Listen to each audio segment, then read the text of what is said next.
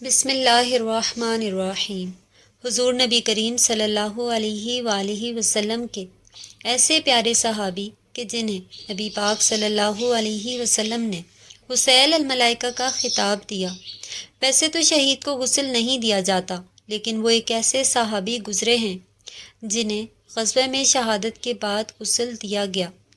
وہ بھی کسی انسان نے نہیں دیا، بلکہ اللہ پاک کے خاص فرشتے آئے اور انہوں نے صحابی رسول کو غسل دیا۔ ناظرین، حضرت حنظلہ رضی اللہ تعالی عنہ مدینے کے خزرج قبیلے سے تعلق رکھتے تھے۔ یہ ایک ایسے صحابی تھے جنہوں نے مکے سے ہجرت کر کے آنے والے صحابہ کی بہت ہی امداد کی۔ ان کا والد بہت ہی بڑا راہب تھا جس کے چرچے بہت زیادہ تھے۔ اس کا نام ابو عامر تھا۔ یہ اپنے قبیلے کا سردار بھی تھا۔ لوگ اس کو ابو عامر راہب کے نام سے پکارا کرتے تھے کیونکہ یہ ہر وقت عبادت میں مصروف رہتے تھے۔ جب آپ صلی اللہ علیہ وآلہ وسلم مکے سے ہجرت کر کے مدینہ منورہ تشریف لائے تو سارے مدینے والے آپ صلی اللہ علیہ وسلم کی بارگاہ میں جان قربان ہونے کے لیے تیار ہو جاتے تھے، مگر مدینے میں دو لوگ ایسے تھے جو بہت ہی زیادہ حسد کرتے تھے۔ ان کو معلوم ہو گیا تھا کہ اب ہماری سرداری ختم ہونے والی ہے، ہمارا سارا عزت و احترام اب مٹی میں مل جائے گا، ہم کو پوچھنے والا کوئی نہیں ہوگا۔ یہ دو حاسد حنظلہ کے والد ابو عامر اور دوسرا عبداللہ ابن ابی تھا۔ یہ بعد میں اپنی دشمنی کو اپنے سینے میں چھپا کر مسلمان ہو چکا تھا، لیکن یہ اندر سے مشرکین کا سردار بن گیا تھا۔ ابو عامر اس طرح اپنی آگ میں جلتا رہا۔ اس کے بعد وہ مکہ پہنچ کر اس نے مکہ کے بڑے بڑے سرداروں سے ملاقات کی۔ اس نے مکے والے لوگوں کو بہت ہی اکسایا کہ مدینے میں جا کر حملہ کر دو۔ چنانچہ 3 ہجری میں جب جنگ احد ہوئی تو ابو عامر منافق تھا، وہ مسلمانوں کے خلاف جنگ لڑ رہا تھا، مگر حضرت حنظلہ رضی اللہ تعالی عنہ کی زندگی کا واقعہ بالکل ہی الگ ہے۔ یہ بہت ہی حسین و جمیل اور بہادر انسان تھے۔ حضرت حنظلہ رضی اللہ تعالی عنہ کی شادی کی پہلی رات تھی جب مدینے میں جہاد کے نعرے بلند ہونے لگے تھے۔ جب لوگوں کو بلایا جانے لگا کہ وہ اللہ تعالیٰ کی راہ پر جنگ پر جانے کے لیے تیار ہو جائیں، حضرت حنظلہ رضی اللہ تعالیٰ عنہ اپنی بیوی کے ساتھ بیٹھے ہی تھے کہ اس کے کان میں یہ آواز پڑی کہ نکلو، اللہ تعالیٰ کی راہ پر لڑنے والوں، نبی کریم صلی اللہ علیہ وآلہ وسلم کا فرمان ہے کہ آؤ اللہ تعالیٰ کی راہ میں جنگ کرنے کے لیے کافروں کا مقابلہ کرو۔ حضرت حنظلہ رضی اللہ تعالیٰ عنہ کی بیوی کہنے لگی، تم اپنے گھر میں ہی رہو کیونکہ تمہاری تو ابھی نئی نئی شادی ہوئی ہے، تم ابھی میرے پاس ہی رکو، جب صبح ہو جائے گی تو قافلے کے ساتھ مل جانا۔ لیکن صحابہ اکرام رضوان اللہ تعالیٰ علیہ مجمعین کا جذبہ ہی اتنا زیادہ تھا کہ جب نبی اکرم صلی اللہ علیہ وسلم ان کو پکارتے تھے تو وہ فوراً آپ صلی اللہ علیہ وسلم کے حکم پر لبیک کہنے کے لیے تیار ہو جاتے تھے۔ وہ اپنی جان و مال نبی اکرم صلی اللہ علیہ وسلم پر قربان ہونے کے لیے تیار رکھتے تھے۔ انہوں نے اپنی بیوی کی بات نہ مانتے ہوئے نبی اکرم صلی اللہ علیہ وسلم کے حکم کی تعمیل کرتے ہوئے اپنے گھر سے کچھ جنگی سامان اٹھایا اور جہاد کے لیے گھر سے نکل کر قافلے کے ساتھ تیار ہو گئے۔ جب غزوہ احد کی جنگ ہوئی تو حضرت حنظلہ رضی اللہ تعالیٰ عنہ نے اپنے والد کو دیکھ لیا تھا۔ میرے والد صاحب حسد کے مارے ہیں، وہ جانتا تھا کہ اس جنگ کروانے میں میرے والد کا پورا ہاتھ ہے، میرا والد مسلمانوں کی بلندی نہیں چاہتا ہے۔ حضرت حنظلہ رضی اللہ تعالیٰ عنہ اپنے والد کو دیکھ کر بہت ہی ناراض ہوتے تھے، یہاں تک کہ وہ نبی اکرم صلی اللہ علیہ وسلم کے پاس پیش ہو کر عرض کرنے لگے، یا رسول اللہ صلی اللہ علیہ وسلم، مجھے اجازت دیں کہ میں اپنے والد صاحب کو قتل کر دوں۔ حضرت محمد صلی اللہ علیہ وسلم نے اس بات کو گوارا نہ کرتے ہوئے حضرت حنظلہ رضی اللہ تعالیٰ عنہ کو اجازت نہ دی۔ اس رات حضرت حنظلہ رضی اللہ تعالیٰ عنہ کی بیوی نے ایسا عجیب و غریب خواب دیکھا کہ اس نے قافلے کے کچھ لوگوں کو بلا کر ان کو اپنا خواب سنایا۔ ان سب کو کہا کہ تم سب گواہ رہنا، حضرت حنظلہ رضی اللہ تعالیٰ عنہ میرے شوہر ہیں، میں نے سہاگ رات ان کے گھر میں بسر کی ہے۔ قافلے کے لوگ ان کی یہ بات سن کر بہت ہی حیران ہوئے کہ اس میں سب کو بتانے والی کیا بات ہے کہ وہ آپ کے شوہر ہیں، اس میں گواہی والی کیا بات ہے کہ اس کی بیوی نے کہا کہ جب حنظلہ رضی اللہ تعالیٰ عنہ گئے تھے تو مجھ کو نیند آ گئی تھی، میں نے ایک خواب دیکھا کہ آسمان کھل گیا ہے اور حنظلہ اس میں داخل ہو گئے ہیں، اس کے بعد آسمان کا دروازہ فوراً بند ہو گیا ہے۔ میں سمجھ گئی تھی کہ آج رات حنظلہ شہید ہو جائیں گے۔ جس طرح حضرت حنظلہ بہت ہی بڑے کافر کے بیٹے تھے، اس طرح حنظلہ کی بیوی بھی ایک بہت ہی بڑے کافر عبداللہ بن ابی کی بہن تھی۔ اللہ تعالیٰ بہت ہی بڑا رحیم و کریم ہے، وہ کافروں کے گھروں میں مسلمانوں کو پیدا کر دیتا ہے۔ اللہ تعالیٰ چاہے تو بدبودار مٹی بھی تر و تازہ خوشبودار پھول کھلا دے۔ نبی اکرم صلی اللہ علیہ وسلم نے حضرت حنظلہ رضی اللہ تعالیٰ عنہ کو منع فرما دیا تھا کہ آپ نے اپنے والد کو قتل نہیں کرنا ہے، لیکن آپ رضی اللہ تعالیٰ عنہ جوش اور جذبے کے ساتھ جنگ کے میدان میں اترے۔ آپ رضی اللہ تعالیٰ عنہ بڑے جوش اور ولولے کے ساتھ کافروں سے لڑتے ہوئے اس جگہ جا پہنچے جہاں ابو عامر موجود تھا، لیکن اچانک پیچھے سے شراب بن الوس نے حضرت حنظلہ پر حملہ کر کے ان کو شہید کر دیا تھا۔ جب جنگ ختم ہوئی تو سب اپنے اپنے شہداء کو دیکھ رہے تھے، تو نبی اکرم صلی اللہ علیہ وسلم نے دیکھا کہ فرشتے حضرت حنظلہ کو غسل دے رہے ہیں۔ یہ دیکھ کر آپ صلی اللہ علیہ وسلم بہت ہی حیران ہوئے۔ اس پر آپ نے صحابہ کرام رضوان اللہ تعالیٰ علیہم اجمعین سے فرمایا کہ حضرت حنظلہ کے گھر جا کر اس کی بیوی سے معلوم کر کے آؤ، اس کی کیا وجہ ہے کہ فرشتے حضرت حنظلہ کو غسل دے رہے ہیں، کیونکہ شہید کو تو غسل نہیں دیا جاتا۔ حضرت قتادہ سے روایت ہے کہ ان کی اہلیہ محترمہ سے پوچھا گیا تو انہوں نے بتایا کہ حضرت حنظلہ رضی اللہ تعالیٰ عنہ جنگ کی پکار پر حالت جنابت میں گھر سے روانہ ہوئے تھے۔ بس رسول اللہ صلی اللہ علیہ وسلم نے فرمایا، یہی وجہ ہے کہ فرشتوں نے اسے غسل دیا، اور اللہ تعالیٰ کے ہاں اس کے مقام و مرتبے کے لیے یہی کافی ہے۔ حضرت ابو سعد رضی اللہ تعالیٰ عنہ فرماتے ہیں، جنگ کے بعد جب حضرت حنظلہ رضی اللہ تعالیٰ عنہ کا جسد اطہر اٹھایا جا رہا تھا کہ صحابہ کرام رضوان اللہ تعالیٰ علیہم اجمعین نے تازہ پانی کے قطرے ان کے بالوں سے گرتے دیکھے۔ نبی کریم صلی اللہ علیہ وسلم کو جب یہ منظر بتایا گیا تو آپ صلی اللہ علیہ وسلم نے فرمایا، اس کے گھر والوں سے معلوم کرو۔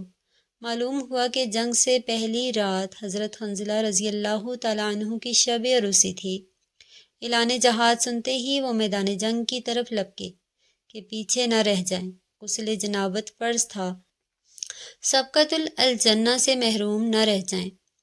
تیزی سے شریک جہاد ہو گئے۔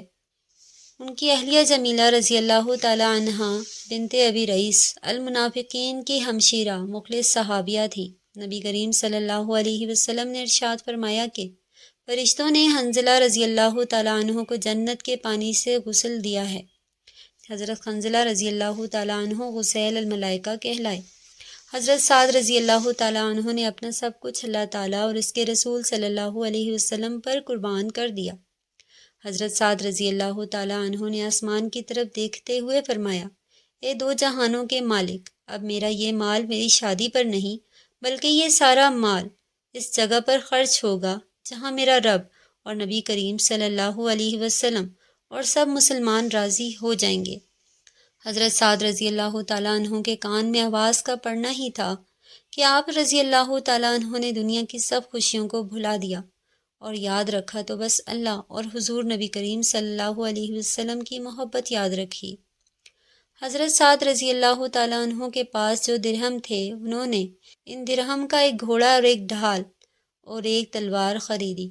اس وقت جب مسلمان جہاد کے لیے جایا کرتے تھے، حضرت سعد رضی اللہ تعالیٰ عنہ چہرے کو چھپائے ہوئے اپنے گھوڑے پر سوار ہو کر نبی کریم صلی اللہ علیہ وسلم کے لشکر میں داخل ہوئے تو صحابہ کرام رضوان اللہ تعالیٰ علیہم اجمعین نے دیکھا کہ کہ یہ کون سا انسان ہے جو چہرے کو چھپائے ہوئے ہم میں داخل ہو گیا ہے۔ حضرت سعد رضی اللہ تعالیٰ عنہ نے اپنے چہرے کو اسی لیے چھپایا ہوا تھا کہ اگر حضور اکرم صلی اللہ علیہ وسلم نے مجھے دیکھ لیا تو مجھے اپنے لشکر میں جانے کے لیے منع نہ کر دیں، اور ایسا نہ ہو کہیں کہ اب جاؤ اپنی بیوی کے پاس۔ اس ڈر سے اپنے چہرے کو چھپایا ہوا تھا۔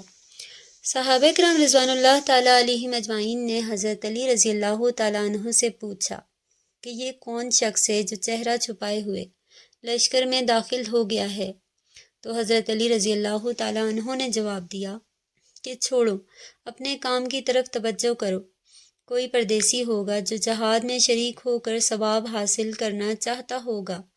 جب لشکر اسلام اور کفار کا لشکر جنگ کے لیے سامنے ہوا تو حضرت سعد رضی اللہ تعالیٰ عنہ بھی لشکر کے ساتھ لڑائی کے لیے تیار ہو گئے۔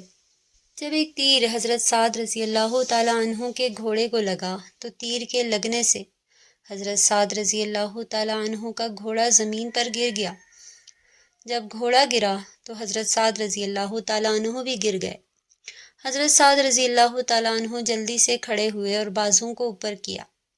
جب حضرت سعد رضی اللہ تعالیٰ عنہ نے اپنے بازو اوپر کیے تو نبی اکرم صلی اللہ علیہ وسلم کی نظر حضرت سعد رضی اللہ تعالیٰ عنہ کے سیاہ بازوؤں پر پڑی تو نبی اکرم صلی اللہ علیہ وسلم نے فرمایا، مجھے تو سعد لگ رہا ہے۔ حضرت سعد رضی اللہ تعالیٰ عنہ نے کہا، جی حضور صلی اللہ علیہ وسلم، میں سعد رضی اللہ تعالیٰ عنہ ہی ہوں۔ حضور نبی کریم صلی اللہ علیہ وسلم نے حضرت سعد رضی اللہ تعالیٰ عنہ سے فرمایا، اے سعد، تو بڑا خوش نصیب ہے، اللہ تعالیٰ نے تیرے لیے جنت میں اعلیٰ مقام تیار رکھا ہے۔ نبی اکرم صلی اللہ علیہ وسلم کی زبان مبارکہ سے یہ لفظ سنتے ہی حضرت سعد رضی اللہ تعالیٰ عنہ بڑی تیزی سے دشمنوں کا مقابلہ کرنے لگے۔ حضرت سعد اسلام کی خاطر لڑتے لڑتے شہید ہوئے، اور سارے لشکر میں یہ بات عام ہو گئی کہ حضرت سعد رضی اللہ تعالیٰ عنہ نے شہادت حاصل کر لی ہے۔ لشکر سے آواز بلند ہوئی کہ حضرت سعد رضی اللہ تعالیٰ عنہ شہید ہو گئے ہیں، تو نبی اکرم صلی اللہ علیہ وسلم فوراً حضرت سعد رضی اللہ تعالیٰ عنہ کے پاس گئے اور حضرت سعد رضی اللہ تعالیٰ عنہ کے سر مبارک کو اپنی گود میں رکھا اور آنکھوں سے آنسو جاری تھے۔ حضور اکرم صلی اللہ علیہ وسلم روتے ہوئے فرما رہے ہیں کہ اے سعد رضی اللہ تعالیٰ عنہ، اللہ کے حضور تیرا یہ عمل بہت پسند کیا گیا ہے۔ اللہ اور اس کا نبی تیرے اس عمل پر بہت رضامند ہیں۔ اللہ تعالیٰ تجھے جنت میں اعلیٰ مقام سے نوازے گا۔ اللہ اکبر۔ یہ جذبہ ایمانی کہ اپنی شادی کی پہلی رات کو بھی جہاد پر قربان کر دیا اور شہادت نوش فرما لی۔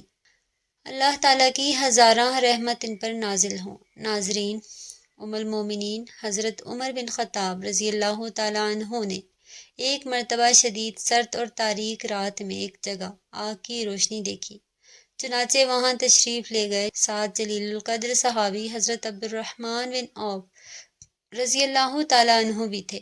حضرت عمر بن خطاب رضی اللہ تعالیٰ عنہ نے آگ کے پاس ایک عورت کو دیکھا جس کے 3 بچے زارو قطار رو رہے تھے۔ ایک بچہ کہہ رہا تھا، امی جان، ان آنسوؤں پر رحم کھاؤ اور کچھ کھانے کو دو۔ دوسرا بچہ یہ کہہ رہا کہ امی جان، لگتا ہے شدید بھوک سے جان چلی جائے گی۔ تیسرا بچہ کہہ رہا تھا، امی جان، کیا موت کی آغوش میں جانے سے پہلے مجھے کچھ کھانے کو نہیں مل سکتا؟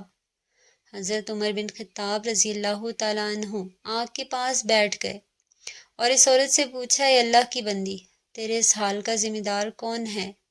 اس عورت نے جواب دیا، میری اس حالت کا ذمہ دار امیر المومنین حضرت عمر بن خطاب ہیں۔ حضرت عمر بن خطاب رضی اللہ تعالیٰ عنہ نے اس سے فرمایا، کوئی ہے جس نے عمر کو تمہارے حال سے آگاہ کیا ہو؟ عورت نے جواب دیا، ہمارا حکمران ہو کر ہم سے غافل رہے گا، یہ کیسا حکمران ہے جس کو اپنی رعایا کی کچھ خبر ہی نہیں؟ یہ جواب سن کر حضرت عمر بن خطاب رضی اللہ تعالیٰ عنہ راتوں رات مسلمانوں کے بیت المال گئے اور دروازہ کھولا۔ بیت المال کا محافظ چوکیدار بولا، خیر تو ہے امیر المومنین؟ حضرت عمر بن خطاب رضی اللہ تعالیٰ عنہ نے اس کا کوئی جواب نہیں دیا اور آٹے کی ایک بوری گھی اور شہد کا ایک ڈبہ بیت المال سے نکالا اور چوکیدار سے فرمایا انہیں میری پیٹھ پر لاد دو۔ چوکیدار نے عرض کی اے امیر المومنین آپ چاہتے کیا ہیں؟ حضرت عمر رضی اللہ تعالیٰ عنہ نے فرمایا میری پیٹھ پر لاد دو۔ چوکیدار نے عرض کیا امیر المومنین آپ چاہتے کیا ہیں؟ حضرت عمر رضی اللہ تعالیٰ عنہ نے فرمایا میری پیٹھ پر لاد دو۔ چوکیدار نے عرض کیا آپ یہ چیزیں اپنی پیٹھ پر نہ لادیں اے امیر المومنین۔ حضرت عمر بن الخطاب رضی اللہ تعالیٰ عنہ نے فرمایا میری پیٹھ پر یہ سامان لاد دو۔ چوکیدار نے کوشش کی کہ امیر المومنین کا تیار کردہ سامان خود اپنی پیٹھ پر لاد لے، لیکن امیر المومنین نے سختی سے انکار کیا اور اس سے یوں مخاطب ہوئے تیری ماں تجھے کھو دے، یہ سامان میری پیٹھ پر لاد دو۔ کیا قیامت کے روز تم میرے گناہوں کا بوجھ اٹھاؤ گے؟ یہ کہہ کر حضرت عمر بن خطاب رضی اللہ تعالیٰ عنہ نے آٹا، گھی اور شہد اپنی پیٹھ پر لاد لیا۔ جب اس عورت کے ہاں پہنچے تو آگ کے پاس بیٹھ گئے اور ان بچوں کے لیے کھانا پکایا۔ جب کھانا تیار ہو گیا تو اس میں گھی اور شہد ملایا اور اپنے مبارک ہاتھ سے بچوں کو کھانا کھلایا۔ یہ منظر دیکھ کر ان یتیم بچوں کی ماں کہنے لگی قسم اللہ کی تم عمر سے کہیں زیادہ منصب خلافت کے اہل ہو۔ حضرت عمر رضی اللہ تعالیٰ عنہ نے اس سے فرمایا اے اللہ کی بندی کل عمر کے پاس جانا، وہاں میں ہوں گا اور تمہارے معاملات کے متعلق سفارش کروں گا۔ یہ کہہ کر حضرت عمر بن رضی اللہ تعالیٰ عنہ واپس آ گئے اور ایک چٹان کے پیچھے آ کر بیٹھ گئے اور ان بچوں کو دیکھنے لگے۔ حضرت عبد الرحمن بن عوف رضی اللہ تعالیٰ عنہ نے حضرت عمر بن خطاب رضی اللہ تعالیٰ عنہ سے کہا آئیے واپس چلتے ہیں کیونکہ رات بہت ٹھنڈی ہے۔ حضرت عمر رضی اللہ تعالیٰ عنہ نے فرمایا اللہ کی قسم میں اپنی جگہ سے اس وقت تک نہیں جاؤں گا جب تک ان بچوں کو ہنستا ہوا نہ دیکھ لوں جیسے میں نے آتے وقت انہیں روتے ہوئے دیکھا۔ جب اگلے روز کا سورج طلوع ہوا تو ان یتیم بچوں کی ماں دربار خلافت میں گئی۔ وہاں اس نے دیکھا کہ حضرت علی بن ابی طالب اور عبداللہ بن مسعود رضی اللہ تعالیٰ عنہ کے مابین ایک شخص تشریف فرما ہیں اور وہ دونوں حضرات اسے امیر المومنین کہہ کر مخاطب کر رہے ہیں، اور یہ وہی شخص تھا جس نے گزشتہ رات اس عورت اور اس بچے کی خدمت میں گزاری تھی، جس سے اس نے کہا تھا کہ میری اس حالت کا ذمہ دار عمر بن الخطاب رضی اللہ تعالیٰ عنہ ہے۔ چنانچہ جب عورت کی نگاہ حضرت عمر بن رضی اللہ تعالیٰ عنہ پر پڑ گئی تو گویا اس کے پاؤں تلے سے زمین کھسک گئی۔ امیر المومنین نے عورت سے فرمایا اللہ کی بندی تیرا کوئی قصور نہیں، چل بتا تو اپنی شکایات کتنی قیمت کے عوض فروخت کرے گی؟ عورت گویا ہوئی معاف فرمائیے اے امیر المومنین۔ حضرت عمر بن الخطاب رضی اللہ تعالیٰ عنہ نے فرمایا قسم اللہ کی تو اس جگہ سے ہٹ نہیں سکتی جب تک کہ میرے ہاتھ اپنی شکایت نہ بیچ دو۔ حضرت عمر بن خطاب رضی اللہ تعالیٰ عنہ صبح کی نماز کے لیے نکلے تو فیروز خنجر لے کر مسجد میں آیا۔ حضرت عمر بن خطاب کی طرف سے کچھ لوگ اس کام پر مقرر تھے کہ جب جماعت کھڑی ہو تو وہ صفیں درست کریں۔ جب صفیں سیدھی ہو گئیں تو حضرت عمر بن خطاب رضی اللہ تعالیٰ عنہ تشریف لائے اور جو ہی نماز شروع کی فیروز نے دفتن گھات میں سے نکل کر مسلسل 6 وار کیے، جس میں سے ایک ناف کے نیچے پڑا۔ حضرت عمر بن خطاب رضی اللہ تعالیٰ عنہ نے فوراً حضرت عبد الرحمن بن عوف رضی اللہ تعالیٰ عنہ کا ہاتھ پکڑا، انہیں اپنی جگہ کھڑا کر دیا اور خود زخم کے صدمے سے گر پڑا۔ حضرت عبد الرحمن بن عوف رضی اللہ تعالیٰ عنہ نے اس حالت میں نماز پڑھائی کہ حضرت عمر بن خطاب رضی اللہ تعالیٰ عنہ سامنے بسمل پڑے تھے۔ فیروز نے اور لوگوں کو بھی زخمی کیا لیکن بالآخر پکڑ لیا گیا، پھر خودکشی کر لی۔ حضرت عمر بن خطاب رضی اللہ تعالیٰ عنہ کو لوگ اٹھا کر گھر لائے۔ سب سے پہلے انہوں نے پوچھا میرا قاتل کون ہے؟ لوگوں نے بتلایا فیروز۔ حضرت عمر بن خطاب رضی اللہ تعالیٰ عنہ نے فرمایا الحمدللہ میں ایسے شخص کے ہاتھ سے نہیں مارا گیا جو اسلام کا دعویٰ رکھتا ہو۔ لوگوں کا خیال تھا کہ زخم چندان کاری نہیں ہے، غالباً شفا ہو جائے گی، چنانچہ ایک طبیب کو بلایا گیا۔ اس نے نبیذ اور دودھ پلایا، مگر دونوں چیزیں زخم کی راہ سے باہر نکل آئیں۔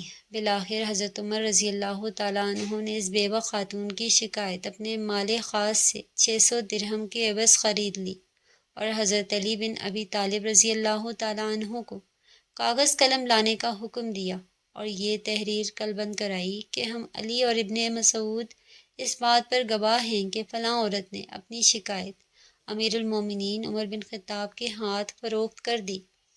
پھر امیر المومنین عمر بن خطاب رضی اللہ تعالیٰ عنہ نے فرمایا، جب میری وفات ہو جائے تو اسے میرے کفن میں رکھ دینا تاکہ میں اس کو لے کر اللہ تعالیٰ سے ملاقات کروں۔ حضرت عمر بن خطاب رضی اللہ تعالیٰ عنہ نے اس کے 3 دن کے بعد انتقال فرمایا اور محرم کی پہلی تاریخ ہفتے کے دن مدفون ہوئے۔ انا للہ و انا الیہ راجعون۔ نماز جنازہ حضرت صہیب رضی اللہ تعالیٰ عنہ نے پڑھائی۔ حضرت علی کرام اللہ وجہ، حضرت عبد الرحمن، حضرت عثمان، حضرت طلحہ رضی اللہ تعالیٰ عنہ، حضرت سعد بن ابی وقاص اور عبد الرحمن بن عوف رضی اللہ تعالیٰ عنہ نے قبر میں اتارا اور اس طرح یہ آفتاب عالم تاب خاک میں چھپ گیا۔ اللہ تعالیٰ ہمیں بہتر عمل کرنے کی توفیق عطا فرمائے اور ہمارا خاتمہ ایمان بالخیر فرمائے، آمین ثم آمین۔ ناظرین، کمنٹ باکس میں اللہ تعالیٰ کے 99 ناموں میں سے ایک نام ضرور ٹائپ کیجیے۔ شکریہ، اللہ حافظ۔